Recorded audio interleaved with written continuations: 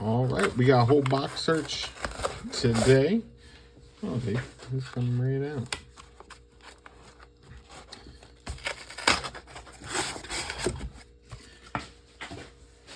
That's convenient.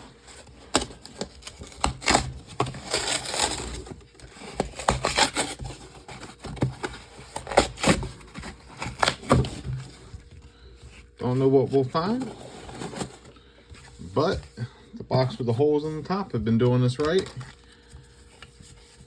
We'll start right to left. We got our tally sheet currently. What is that? 940s, almost 20, or 990s, almost 20 40%ers. We'll start with the newer face. So we'll see if we can find some more. We've already broken last year's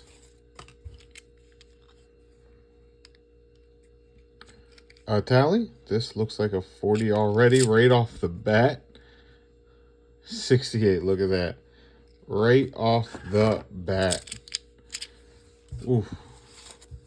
Just gonna mark that down. That's 20. So I was going to do this box a little bit differently. I was going to talk a little bit while I go through. I'm half tempted to not go through each.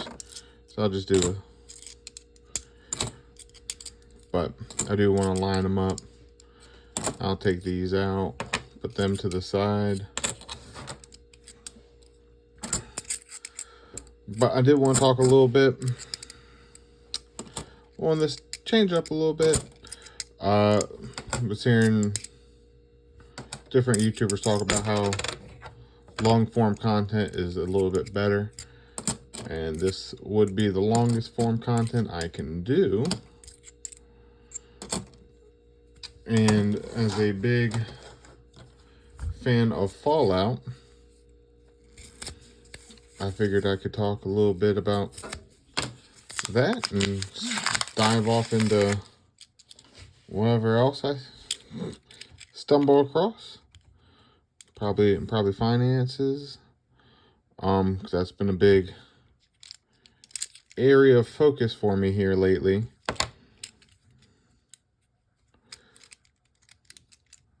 Yeah. But that's crazy that we pulled a silver off the first roll we opened. Was not expecting that. But the new Fallout series just came out, and it is amazing. Amazon really did a good job putting it out. They follow 3 stories if you haven't seen it. And I feel like at this point, if you haven't seen it, you're probably not going to watch it, or it's buried in your to-do list. But I'm not going to get too much into spoilers. They did a great job following the 3 different people, the Vault Dweller, the Brotherhood, and the Ghoul. The only complaint I have, which is a minor complaint, is that nobody called, or the Ghoul did not call anyone a smooth skin. And for those of you not familiar in the game, the friendly ghouls will call you a smooth skin. That's what you're really referred to as, especially in the later versions. Which, you know, I think that was it's a fun thing they can add in. They showed little tidbits of what's to come. I think they didn't want to jam everything in one and overdo it. But a couple big elements were not in the series yet, but they did show that, you know, as the season goes on, that they will likely be there, talking about different creatures that you stumble across in the game. And then, having watched that, really missed playing Fallout. So now I have or am re-downloading it. Turn it on this afternoon to play, and then it needed a massive update. I guess I don't know why, because it's Fallout 4 and it shouldn't have needed an update because I just downloaded it again. But it is what it is.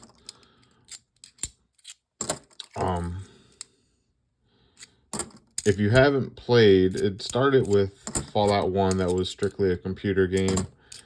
I forget, what is it, Vault 111 you're in? I think with Fallout 1. And then your water supply ran out, and you had to go find the water supply. That could have been Vault or Fallout 2. I haven't played them in years. They are computer games, so strictly computer. They may be adaptations now. I haven't checked stream or anything for that.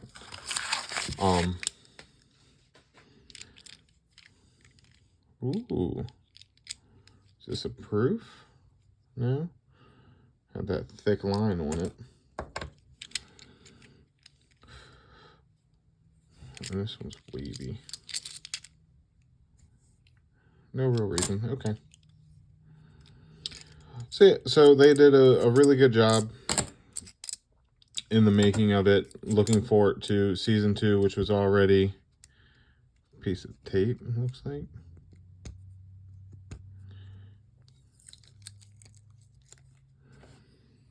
Which is already announced in the making.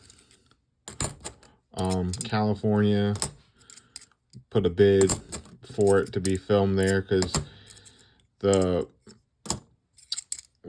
show takes place in California, and from what I understand, it was really filmed mostly in New York, with some of the landmarks of California being present. So I think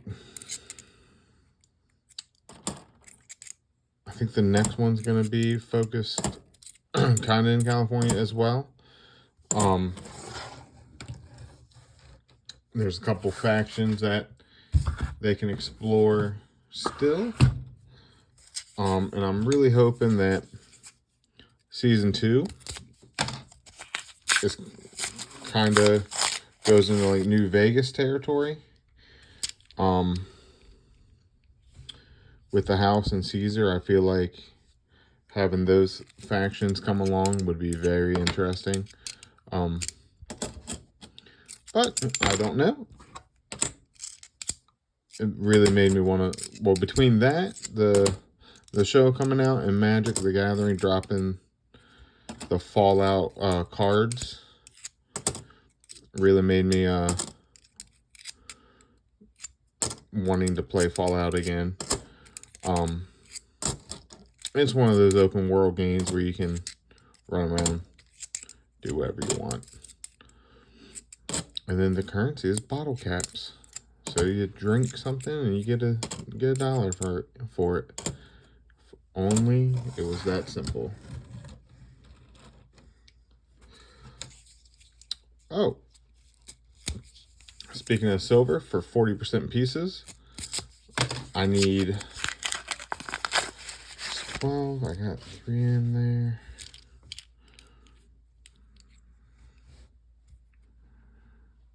That's a pretty one. So just looking at the 40%ers, I have 12. I needed 9 more, so I need 8 more to complete the set I'm trying to do. And then I will be able to start posting the 40%ers on eBay. For those of you that don't know, Whitesquirrelcoins, I post any doublings. The Independence Hall will occasionally have some missing letters on doubling, like I said. So I'll go through, find them, I'll post them. Anything kind of interesting I see, that's more or less a one-off. And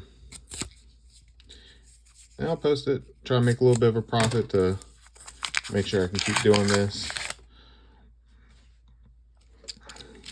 get more and different coins as I do it. I appreciate the support thus far. It has definitely made an impact. So I thank you guys for all the support. I don't think there's any proof. There's a lot of big edges. And of course, you guys get to see me do that kind of stuff. Throw coins on accident, not meaning to. Yeah. One thing I did learn more so than I originally knew. Now, I probably just never really paid attention to it, but how for Fallout, going back to that, how the vaults are pretty much science experiments. So it's set up by Vault Tech, which is a company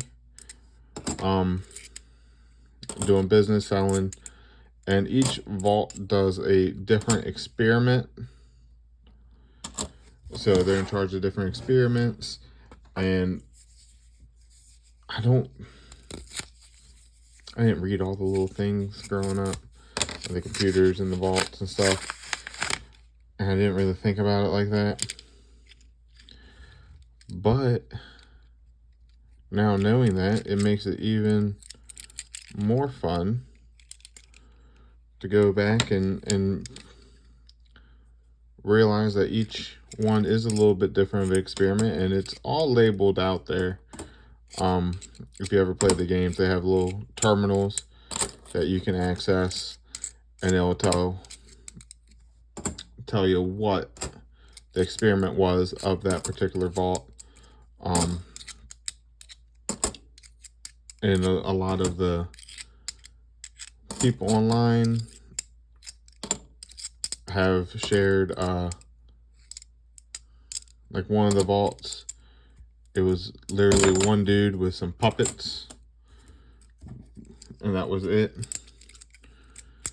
And they were supposed to open up so many years after the bombs dropped. And yeah, it's just very, very fascinating of a thing, of a game to come up with, and then be as successful in a game industry, go on screen and still be that successful. So big props to Amazon. I put it up there with like Reacher, how they did Reacher. Definitely liked the selection of cast in the game, in the shows. But it's really all I got. I mean, if you haven't played one of them,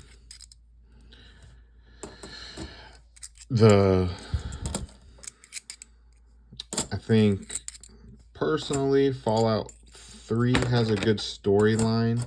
Fallout 4, you're really just trying to find your son who's kidnapped in your vault. Fallout 3, I think, is a better storyline. The vault doors open somehow. Or you make them open. Chasing your dad, I believe. It's been a while. Been a while since I played it, but I think you're chasing like your dad in the wasteland, trying to find him. But gameplay or overall experience, I think 3 is better. Weapon-based system 4. I personally like the storyline of how the casinos are all set up in Vegas, New Vegas. And those are the last 3. I haven't... 76 is online. I haven't played it too extensively to really give honest feedback. So I'll just leave that where it is. If you like 76, let me know. or if you played it. I just couldn't. We were playing Ark at the time, which is another massive, like, open world game that just because you're out of the game, the time doesn't stop. Things keep progressing and moving along. And we don't have time anymore. I don't know how some of these people did, but, you know, COVID was a interesting time for the games, because a lot of people did have the time because, well, what else were we doing? But aside from that, we can, as some of y'all may remember, I was talking about budget and all that other fun stuff. And in this day and age, the more I see, like,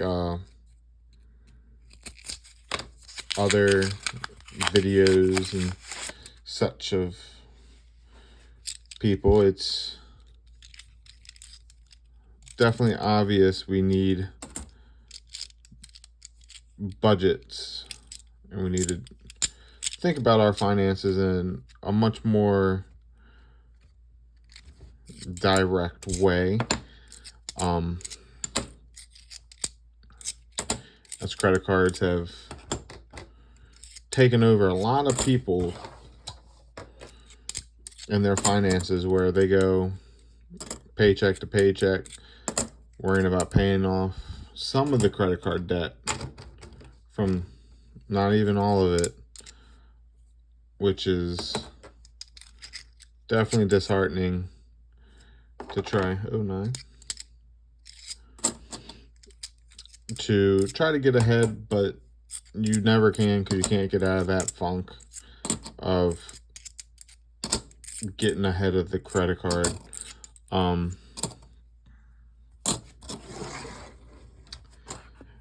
And you know, I've heard of different strategies of how to pay off the credit cards, how to do all this other stuff, get out of debt. And you know, I'd encourage, if you're in that situation, to look for those and try your best, because it's definitely not fun to get your check and then just see it bye-bye with bills, credit card bills,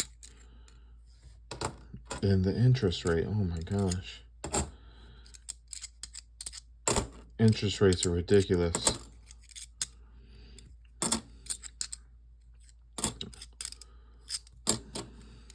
But so we're starting to turn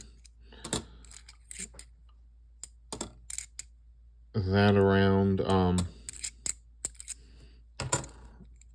and focus really on the necessities. Has some chips. On the necessities, not worried about the extras. Starting an envelope system, which I think will help us really think about where we want to put our money, right? So the envelope system, for those of you that don't know, you get envelopes, like actual envelopes, pull the cash out, and then say you want to put $100 in groceries because you need to eat for the week.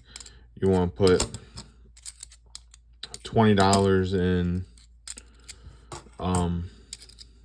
your savings. You want to put 30 in insurance. You want to put, now these are all different numbers, of course. Your insurance might be a lot more. It can be all over the place, especially with all the different companies. Depends on what you got. You might pay monthly or every couple months. you pay, I don't know. So you would have to adjust it based on that. But like your insurance, your savings, we have like a clothes fund, and obviously you're picking how much goes into the envelopes, and it's kind of like a fluid process to where if you don't have enough food, obviously it has to come from something else. And the one thing that I've heard that has helped is separating groceries from eating out. It's like takeout, diner. It's when you first start, and that's 2 different folders. Because it helps the brain realize how much money is actually going into takeout versus groceries. Because if you lump it all together and you're not used to it, it can just be, yeah, we spent a lot on groceries, but really it's the McDonald's, the Burger King, the Hardee's, Wendy's, Chick-fil-A, Taco Bell,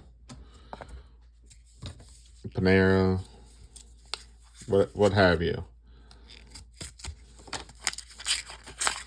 I don't know. I named a bunch of restaurants. Doesn't necessarily mean any one of them, but it's going to something else other than actual Safeway giant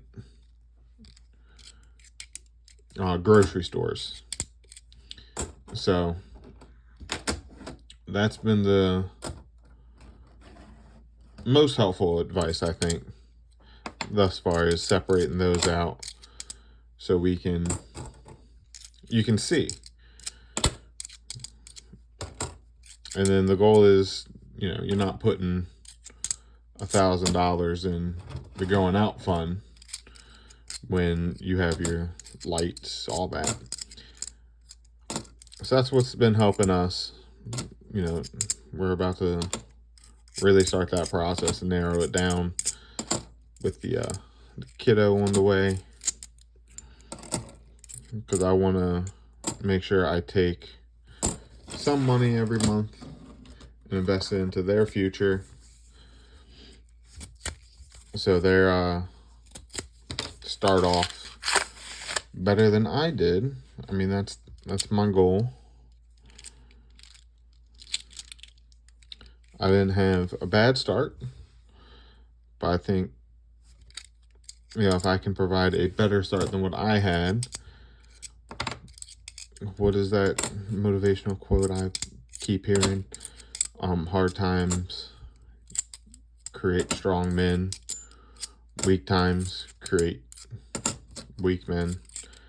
And it was about how one guy will walk to work 10 miles, his son will walk 5. The grandson will drive a Mercedes.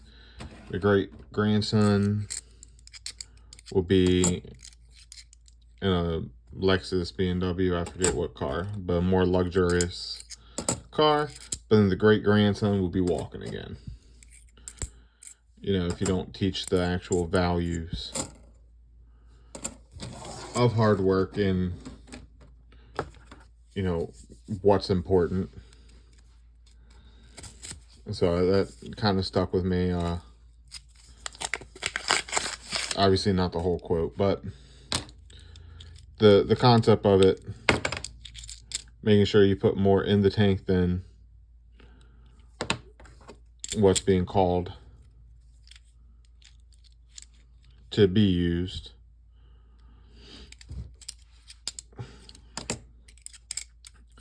So I'm thinking about that, making sure that we have a game plan, even though, hopefully, if all goes well, college will be paid for. With our current plan, that they're smart and they understand the work ethic, and that we can keep growing as a family, because I would not want a sense of entitlement. Like, that doesn't sit well with our family. So working on making sure that is all in place. Whew.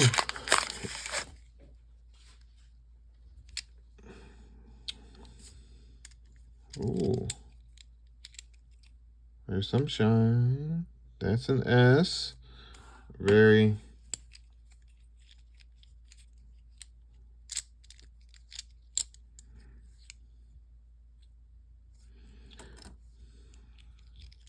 So we got first proof. I mean, it's not in great shape, but a 74 S. There's an ender. And we got a better proof. Oh, 2 proofs. This one's in better shape, an 05.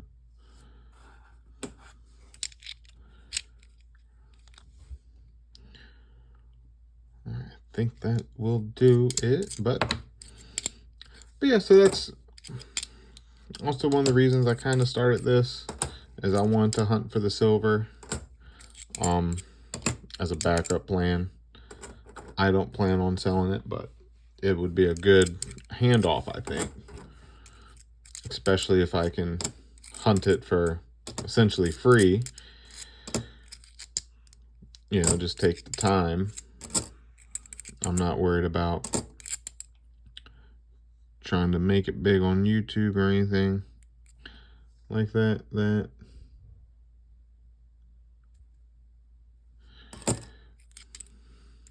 But I do thank all the people following and liking and helping the channel out grow.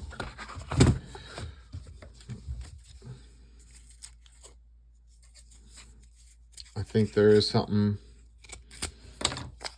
cool about looking at the various coins that we use in our history, and it's kind of like a history lesson whenever I go through it.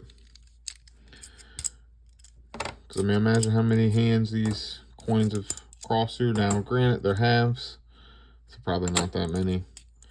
The original, why they were made, never took off. But the silver ones, I'm sure, were used up until 1970. And they're definitely sought after, so.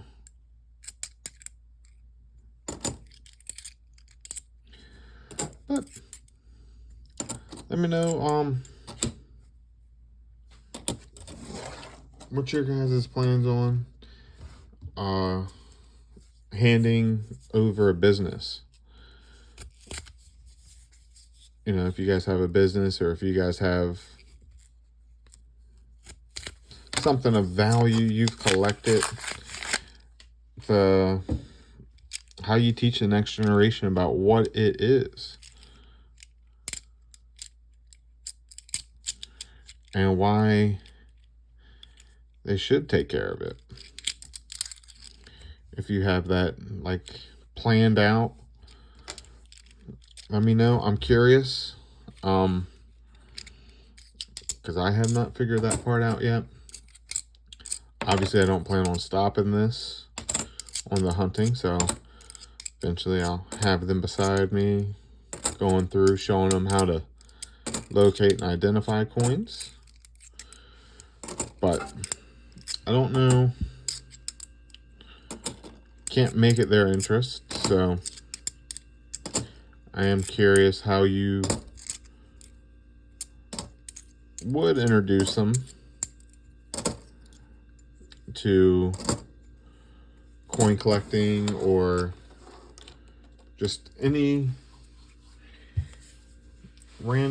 not random, but the family business.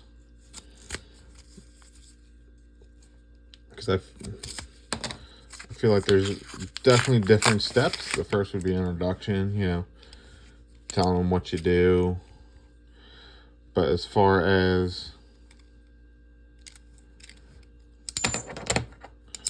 as far as them understanding the dynamics of business and taking it over is definitely a way more different concept than just the average everyday ins and outs.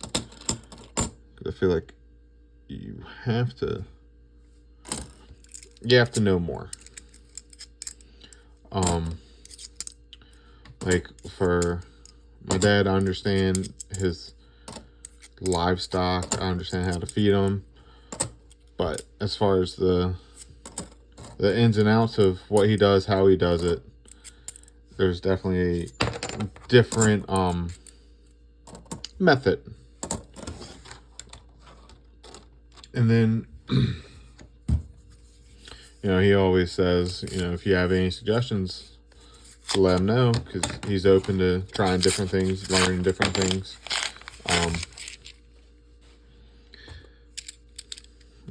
So he's definitely been good about that. And also that allows us to think about the process of what he does and how he does it. So I think that's how he's kind of formulating it. And, like if you were in charge, how would you handle this situation? But it's very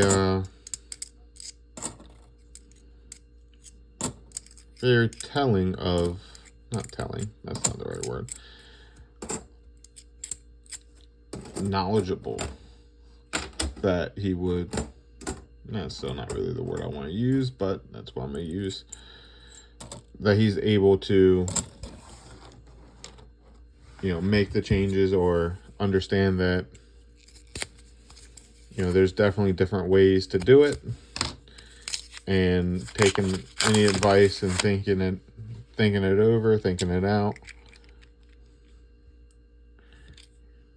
Is this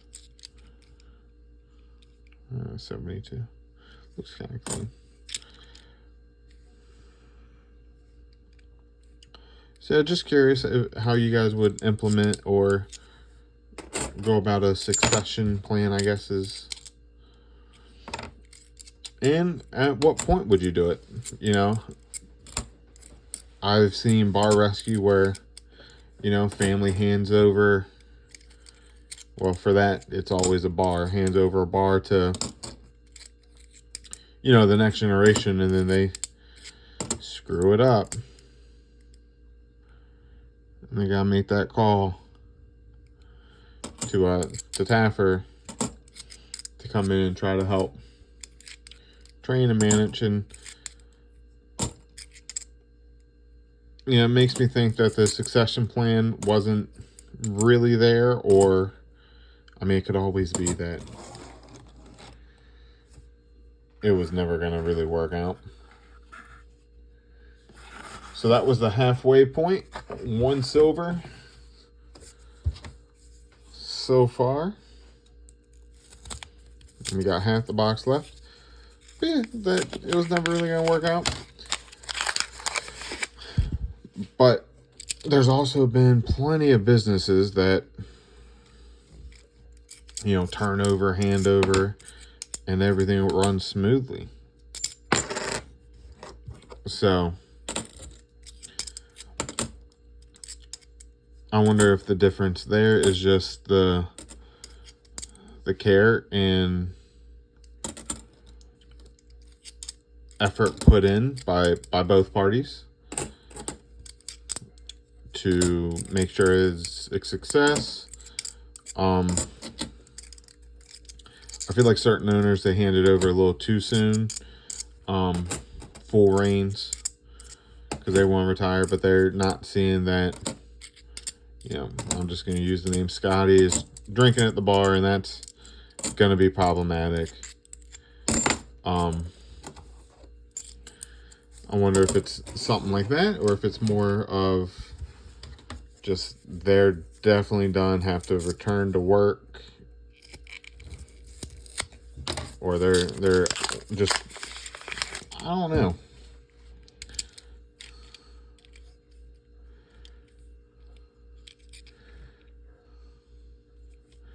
Because I would imagine something you put your heart and soul into, you would want to see operating at its finest. And when it, when it starts to decline, you would, you know, not willingly jump back, but you would go back to help it. But if you're older, that's kind of hard to save a dying business when it goes too far. And I think staff is definitely a key that is tapped in on. But I'm digressing from the overall handing over of a business.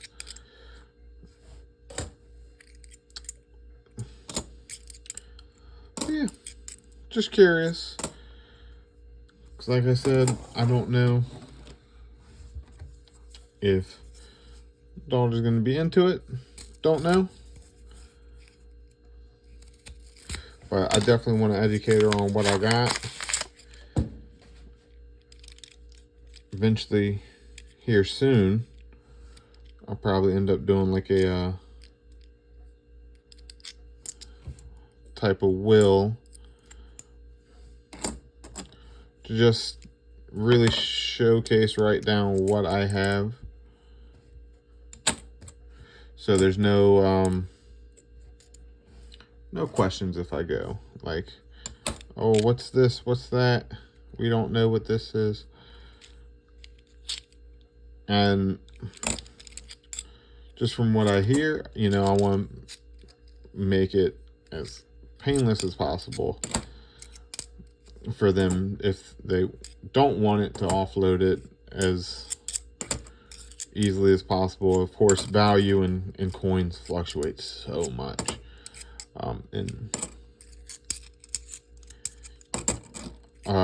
talking to a couple bankers, you know, they see people come in and they'll just turn in a collection. It'll be yellow seals, dollar bills, you know, Hawaii seals. And they just turn them in because they don't know what to do with it, or they don't want them. They don't know the true value of it. I think it's just wild and crazy that's what occurs. So I gotta work on that. I think I want to do it like a notebook or something. But at the same time, there's also always going to be a little bit amount of research.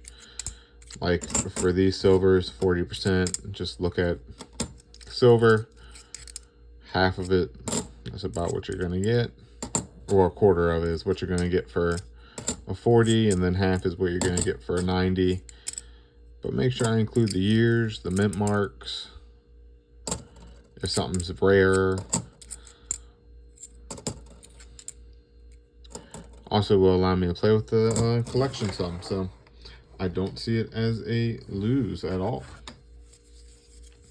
Why have a collection if you can't actually ever look at it and play with it?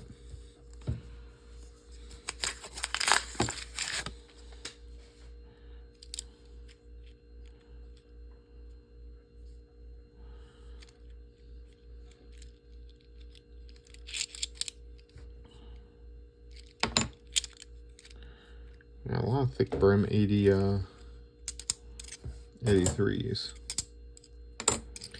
But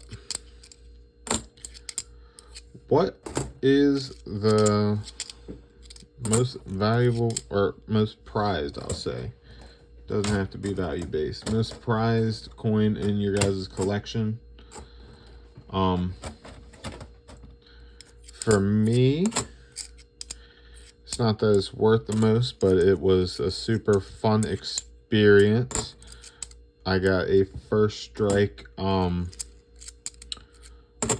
year is it, 2024? American Eagle. And the reason I'm saying that, it's the first strike I ever bought. Didn't care to have really certified beforehand, but I was in Vegas, went to the gold and silver pawn shop, the one on the History Channel, Pawn Stars, and when we were there, it was awesome because they started filming, and brother-in-law got asked if he wanted to be part of an episode. He told the guy, yeah. Also get my brother-in-law, he's right here. And so we were in the background of an episode. So it has a little sentimental value for it. Oh, I missed that completely. A 66. I missed that. That's why I go through them. It looks a little golden. That's why. This top one looks a little golden. 66. Boom. Missed it entirely on just the side view. But that's why you always want to go through them just in case. The 40%ers hide a lot better than the 90s. That's for sure. That's 2 so far. We're back on the right track. 2 proofs, 2 silvers. So yeah, I would say that one's my favorite coin. Of course, I love my walking liberties, half dollars, quarters. And I love the eagle on the back of the piece dollar. Or is it the Morgan? The eagle that's perched, not the one wings expanded. Love that eagle.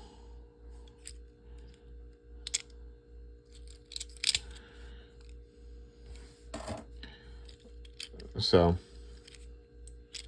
this one looks, nope.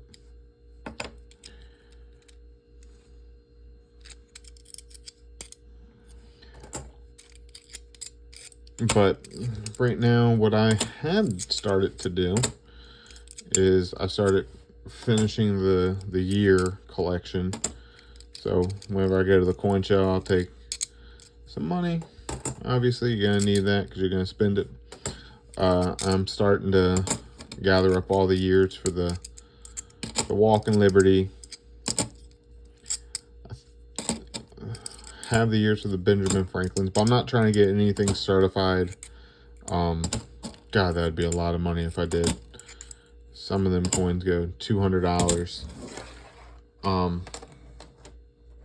So I'm really focused in on just getting all the years for a complete collection. I got some with Philly, Denver, and the San Fran Mint. Not the goal right now. Goal right now is just to get all of them. But it could be a goal in the near future.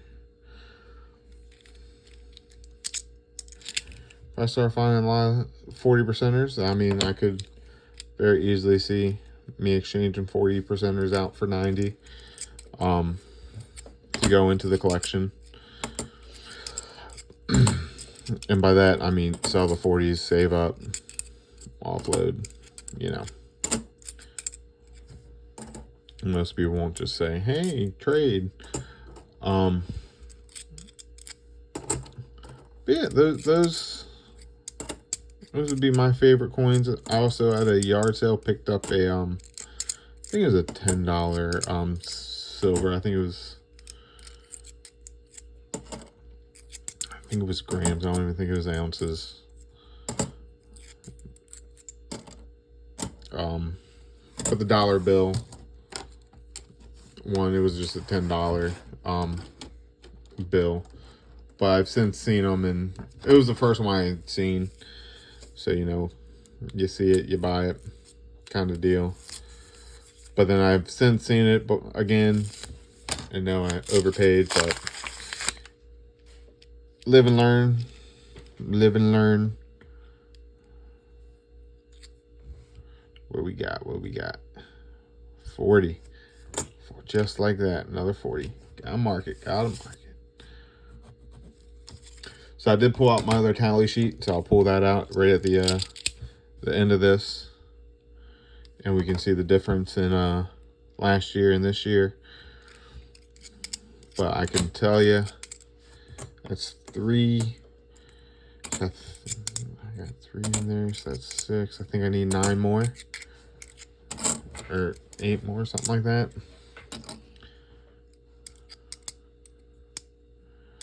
I let my thing do the talking. I forget. I need the row.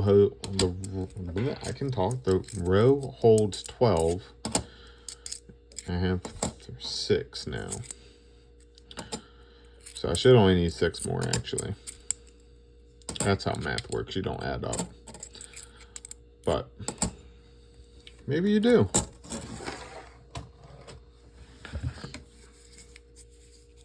I still got a whole nother box to do 3 rolls a day. Like I said, I didn't pick up any other coins this go around. Wow.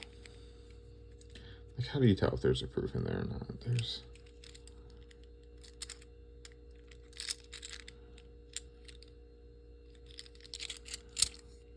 so many potentials. All right, I'm just gonna go through it.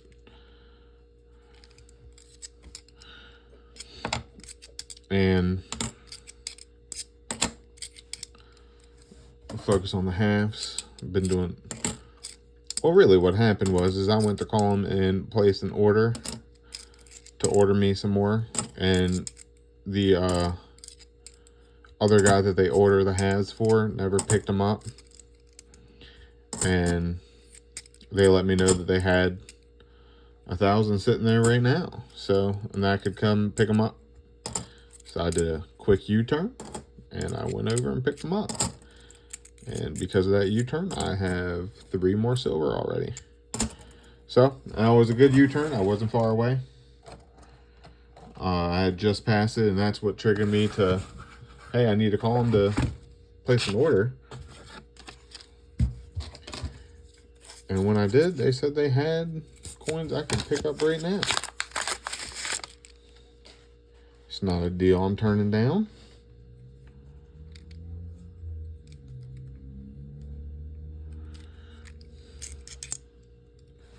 So I really like to shop them out. Guy's name's, I didn't ask permission, let me not. But very, very cool branch that I deal with.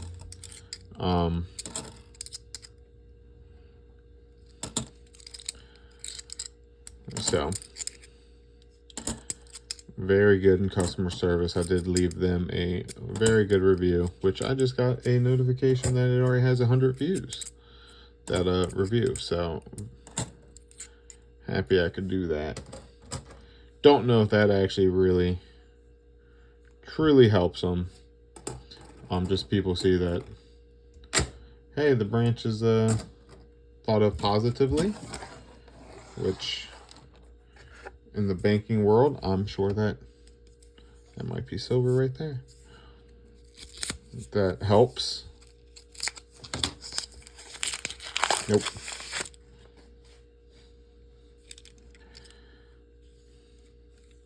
A little whitish.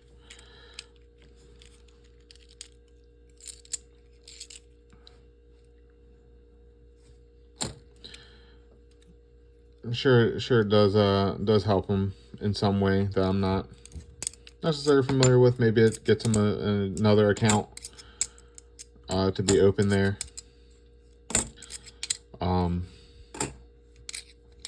I don't have a credit card, so they're really not loaning me out money, or loaning out my money, because it, in and out. But they said they would do that for me, and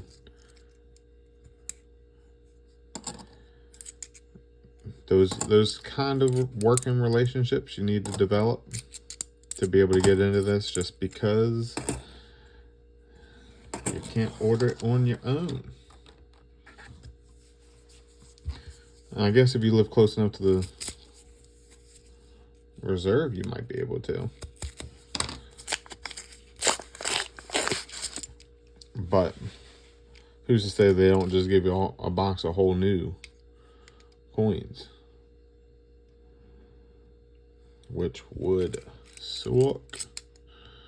We've had that a few times, but you gotta take the good with the bad. So I think we had three or four boxes that were all 2023s. And we were struggling for a little bit, but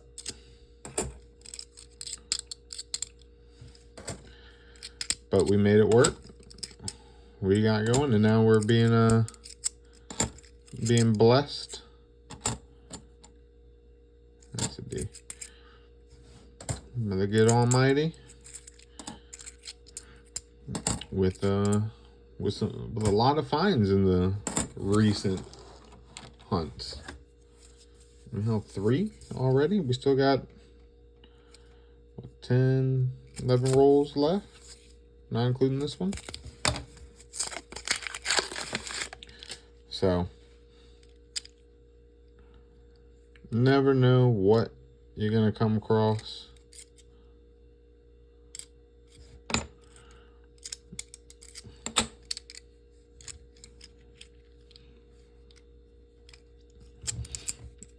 I think it's always good to maintain some good working relationships with people. Ow.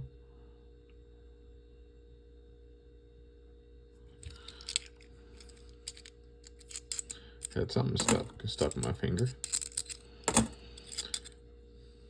84 looks like crap.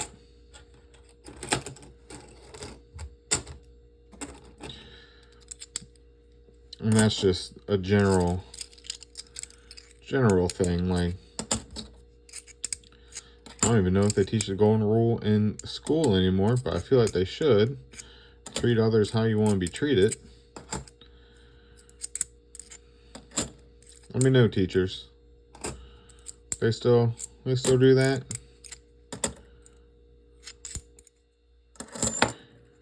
Last time I was in the school was actually the other week. I was at a university with the petting zoo, helping all the kids get de-stressed for their finals. It wasn't for their finals. Oh, hello. We got 2. All right, let's see. I'm thinking one's a 40 and one's a 90.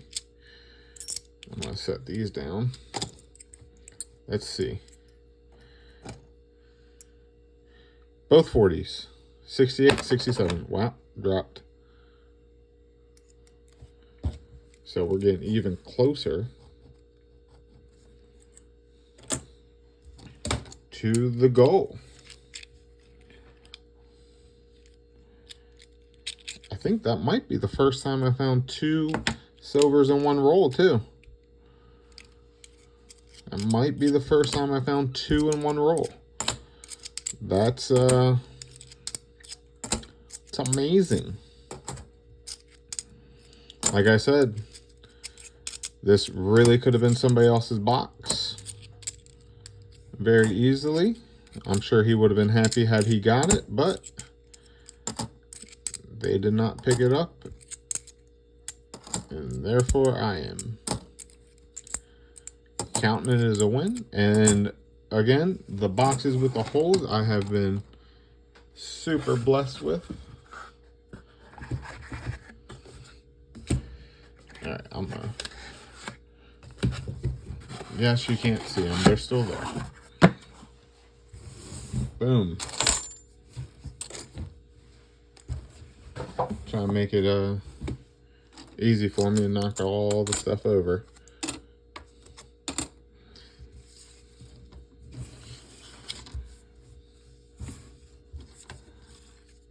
but that's 540s.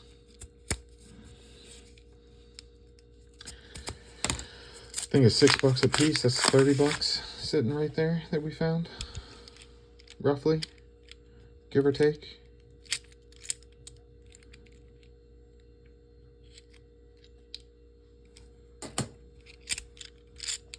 I mean, again, a lot of these wide brim fake proofs.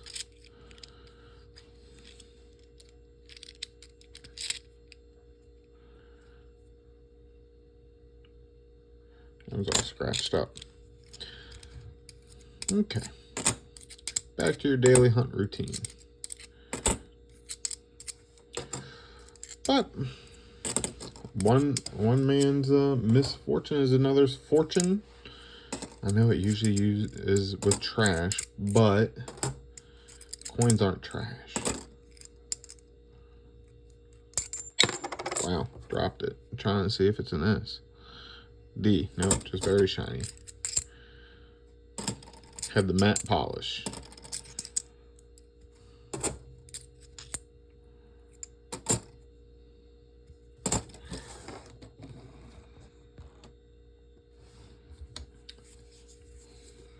How much more can we pull with 9 rolls left?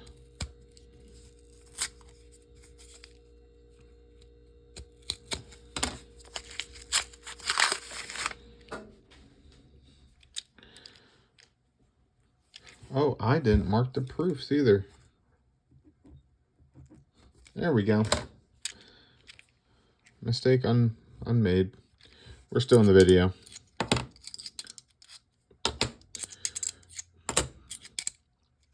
Got so excited. I think both the proofs were in the same roll too. So that's one reason I always go through. Doesn't take super long. I flip them to ensure I don't get a coin like this. Boom.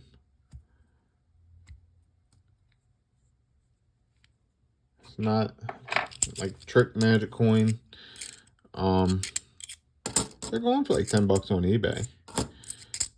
I did find a magician's coin that I did sell on eBay for like 10 bucks. But I just didn't have my heart to sell the double head. I'll try to use it. Might try to use it as a wager. Heads I win, tails you lose. Everybody goes tails never fails. On that coin it certainly does.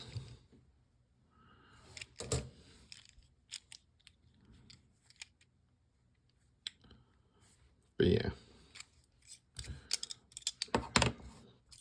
It's awesome that I'm getting closer and closer to my goal with these open face boxes. And he even asked me when I was there if I wanted to place another order. I should have. I didn't have the funds to do that because it'd be there in a week, and 2 boxes is a lot to go through in a short period of time. Especially with the secondary searches. Can really take a little bit for me to want to go through them. I'll say this part's fun. This part I love doing.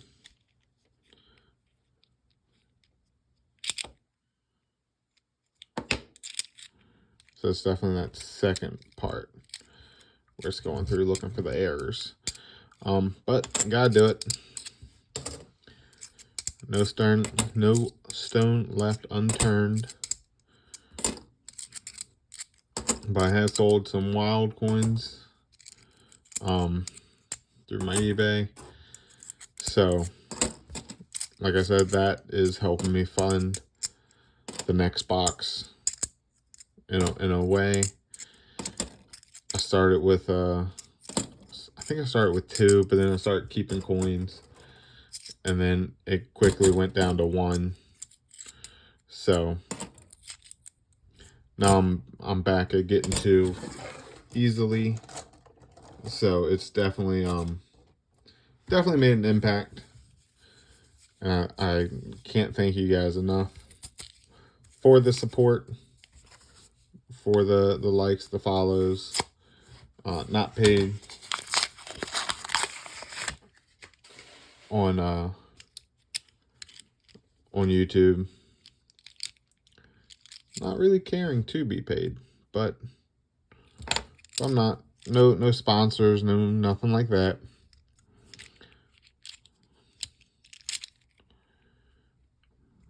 I hear they're just being a pain right now if you post anything. They're like monitoring. What was it? Dana White posted something.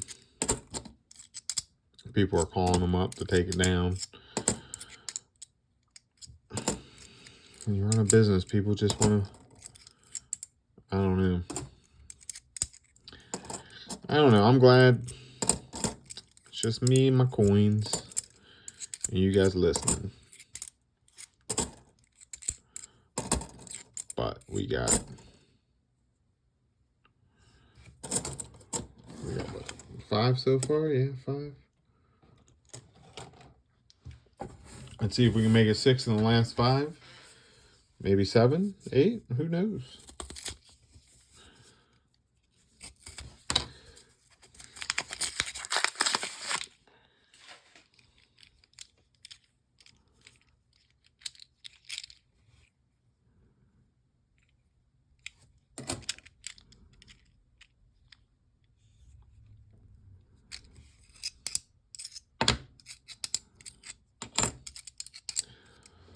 But, oh.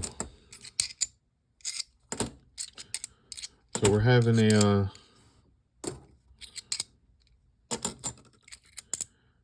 if you're having a cookout, what's your favorite thing to cook, and how do you do your cookouts? Do you smoke something and then grill, or do you, and by smoke something, I mean like a smoker, not token. Or do you guys just do straight grill? Do you have a charcoal? Do you have Blackstone? Do you go to a park to do it? So we're lucky enough for our wedding anniversary, or wedding, one of our wedding gifts was a grill with, grill with a smoker that I use. And then for Christmas, I was gifted a enhanced with a Blackstone. So whenever I have cookouts, I like having the smoker going, with like some ribs or something of that nature. And then like if I'm doing burgers and hot dogs, throw those on the Blackstone. And I'll tell you what, nobody has complained so far, except for my brother. He doesn't count. He'll complain about anything. But yeah, nobody's said anything about the amount of food, so that's been good. But let me know how you guys do your setup, if you guys even have a place to house a cookout, or like a get together like that. I know it can definitely be rough. Housing prices have not been friendly. I know some people had FOMO and wanted to sell real bad, because of how the housing market was going. That doesn't make sense to me, because where are you gonna live after you sell your house? The you get extra value for it, sure, but then you sell your house and now you're living where? Because if you buy another house, you're paying more for it. So I guess if you had two houses, or if you're moving away from the area that's, you know, rapidly growing, there could be a lot of gain for it. But if you're staying in the same area, maybe you want to go to like new construction housing. Maybe that's it. Maybe you got like a fixer-upper and it's just time to move. I'm not entirely too sure why the housing market would dictate a move. But if you are one of those people that did, let me know. I'm curious what the gain was. I'm sure there was probably some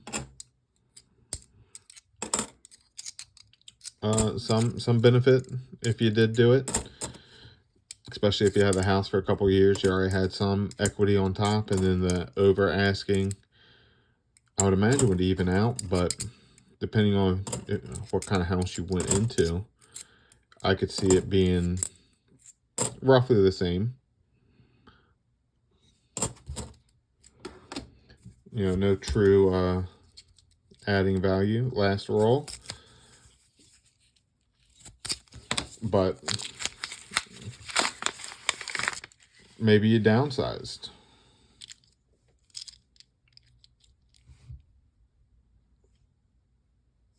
I know. Look at the hole. See if we got silver. We didn't. We got 5.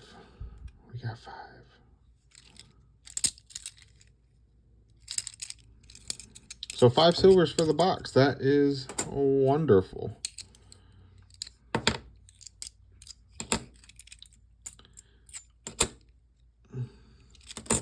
Like I said, another box like this, and then we're going to be on our way to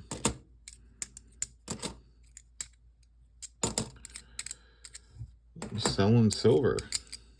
Didn't think I would get there, but here we are. Just the 40%ers. Sorry. Still stacking the 90. I know. I'm horrible. But there we go. All right, as promised. Let's look at this real quick. So we got the 05 and 74. And what we got? 67, mostly 68, 368, and a 66. 2 NIFCs, 9 and 10. And then, where did I put that? I'll put it over here. So, last year, when I started, and this year. So, for the 40%ers, we got 16 last year, crap ton of proofs, and 5 90s. This year, we're already at 9 90s. We're 24 40s, 4 proofs, and a silver nickel. So we're doing good. We didn't find any gold plated yet, and no silver proof, but I think the silver proof was a 68 if I recall correctly. But still got a lot of the year to go, and we're having a lot of success already early in the year, so that's good news. Thank you guys for your support. Like and subscribe if you're not. If you want to keep fluent with the videos.